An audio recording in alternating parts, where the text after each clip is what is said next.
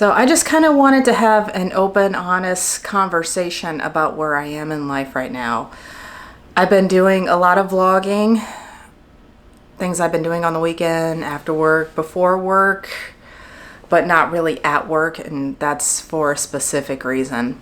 Okay, let's go back to June of 2023. I took a job at an office that will remain nameless. It was about an hour and 15-minute drive from me. That didn't thrill me, but at the time it was the only thing that had come up. So I took that job and I started June of last year. Everything was great for like the first month or so, and then I kind of butted heads with the hygienist. And if you've ever been in a dental office as a patient, you understand the importance of the dynamic between a doctor and hygienist, okay? She had been at that office for about 20 years or so, and I was the newbie, and she kind of thought that she was, kind of the lead of the office. And with the landscape of dentistry right now, I don't know how many of you know this, but it's very hard to find hygienists. Post-COVID, more than half of them left the field completely. So dental offices are struggling to find hygienists, even subbing, even part-time. They're just a diamond in the rough right now. So it was a corporate dental place. It wasn't a private practice or anything. They made it very clear that the hygienist is very important to this practice, and I more or less needed to fall in line. If you don't know this, dental hygienists, they can't legally, they can't diagnose anything. That's all on the doctor. Yes, they can look at an x-ray, especially if they're seasoned. They can look at an x-ray and definitely say, hey, that's a cavity. But they can't say that to the patient. Not legally. They can look at a person's mouth and say, yes, you do need a deep cleaning, you need X, Y, and Z, but legally they cannot be diagnosing stuff like that. That falls on the doctor. And what I noticed very early on with this particular hygienist, she was over-treating patients, giving people deep cleanings that didn't really need them, just selling all these extra products because she got a kickback from it. I was not a huge fan of that from day one, but again, I didn't have a job at the time. This was the only thing that came up, so I was going to try to keep my mouth shut for as long as possible. Fast forward to a few months back, her and we got into another huge blow up. I'm skipping a bunch of drama in between.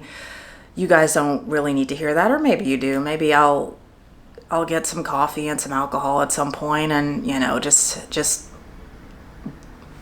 have a vomit of my feelings one day. But one day, her and we were seeing a patient, okay? This particular patient had a bad tooth. It was under a 6-unit bridge. And I told the patient, this tooth is bad. You're most likely going to lose that bridge. And here comes the hygienist talking over me saying, well, we should do this, we should do that. And at this point my blood had been boiling. So, I degloved, I stepped out of the room, and I said, I'm not going to be talked over. There's just no need for that. Her and we had a blow up. We did it in the break room. The first one we had, she more or less yelled at me in front of a patient. Office manager came in and more or less, again, took the hygienist side. Long story short, my contract came to an end. I decided to leave that office. I don't believe in over-treating patients. I believe if you do ethical dentistry, if you're doing ethical work, the money would follow. There's no need for a lot of what's going on in our industry. So that position came to an end about 2 months ago. I took some time off. I did some traveling. I did a whole lot of taking naps, just enjoying the summer, more or less. About a month or so ago, I took on a new position at an office that was 12 minutes for me, which I've not had a short commute in a very long time. I was excited. They said this office was brand new. The person who took it over, his brother's a dentist. He's kind of the businessman with the money. They're buying up all these offices. There's a corporation called Dental Works. That's here in Ohio. I don't know if it's in other states or not. About a year or so ago, I think they all filed bankruptcy. They all shut down. So he came in and he took over this brand new office, new equipment, new everything. It kind of even smelled new. So I was super excited to have a short commute in a brand new office. They hired me at the beginning of June.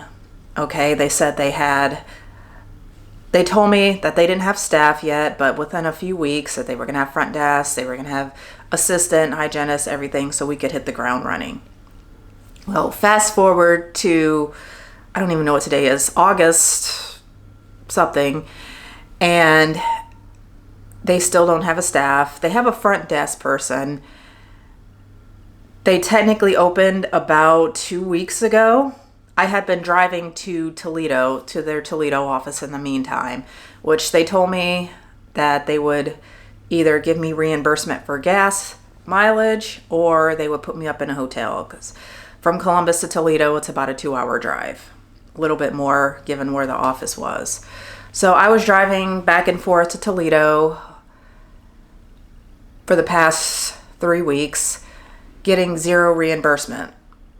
You know, I kept asking about it. They're like, oh, we're working on it. And then all of a sudden I get a text saying that, okay, you're no longer going to be going to Toledo. Your office is ready.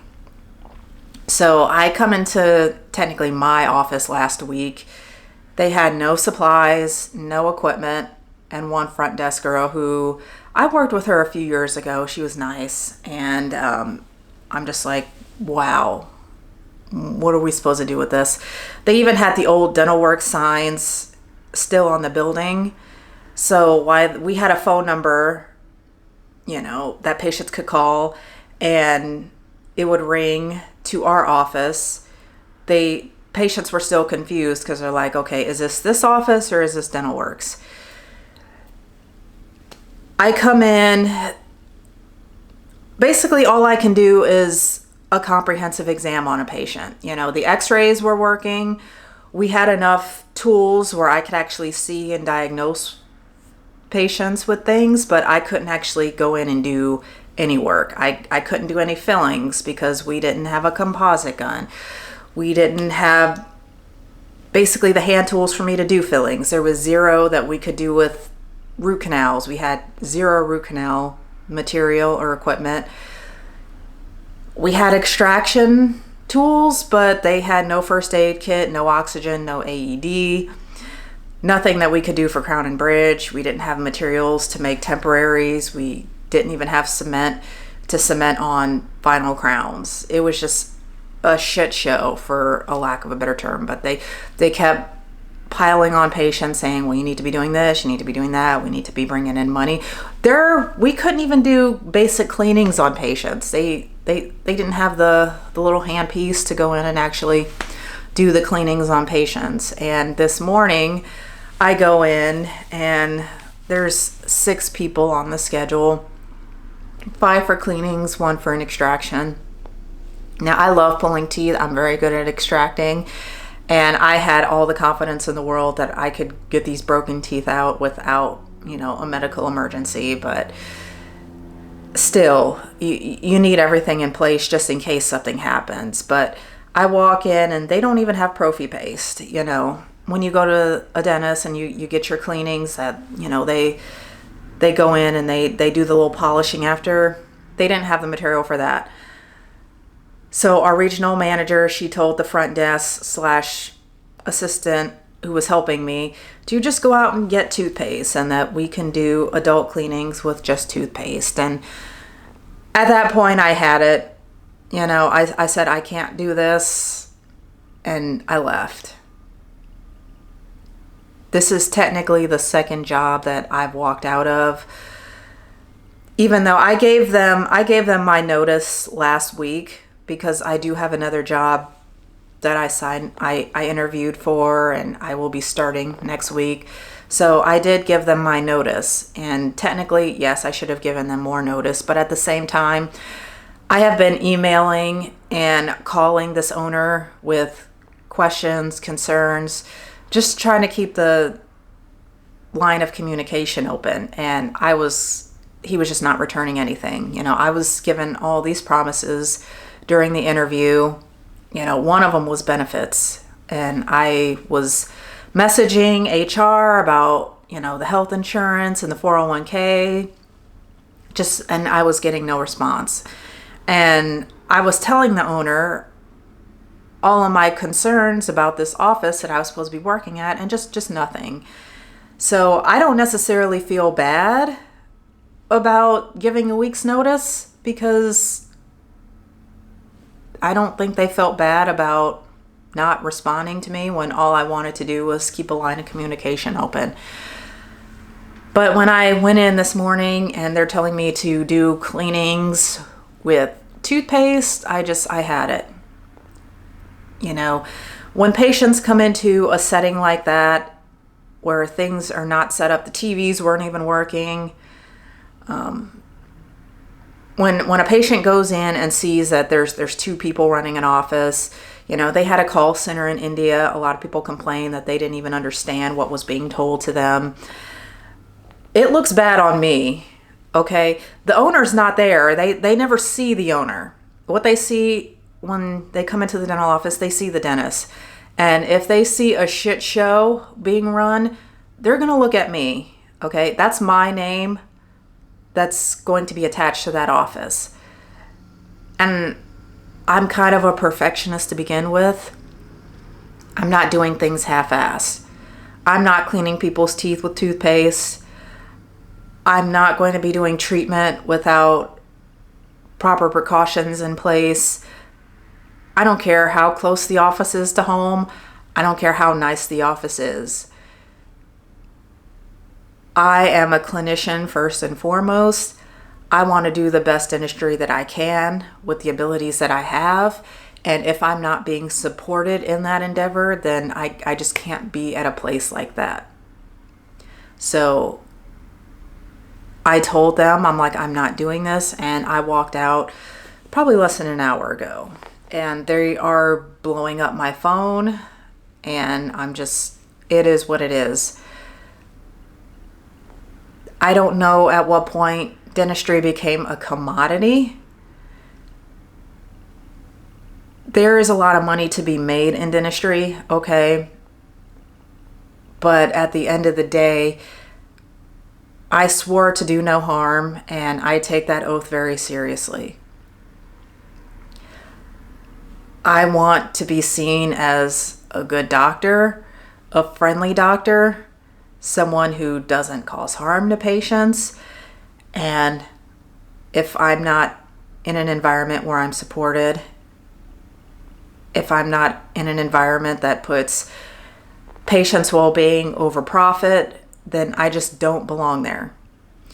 Like I said earlier, if you're doing ethical work, you're telling people what they need. There's more than enough dentistry. There's more than enough mouths to go around for us all to make a decent living. There's just no reason to put profits over people. I'm not a huge fan of that. That's one of the reasons that, as much as I would love to be an actual MD, I knew from a very early age that while I would get respect as a real doctor, there are still people who tell me I'm not a real doctor, but that doesn't bother me. There's a lot of issues with the medical system here in America, and that's not something that I wanted to be a part of. Dentistry, I see going down the route of optometrist. You used to have little individual, I remember as a kid, seeing my eye doctor. He had this cute little hut of a practice, and you just don't see those anymore. And it's sad that dentistry is going that route. A lot of it has to do with the insurance companies. They're not pro-dentist. They are not even pro-patient, okay? But that's a different conversation completely. I want to be in a place where, one, I can provide good care, two, I can grow in my skills and learn, because there's always something new to learn. You know, they teach you enough to be dangerous in dental school. They don't teach you how to be a good doctor. They teach you just the bare bones basics.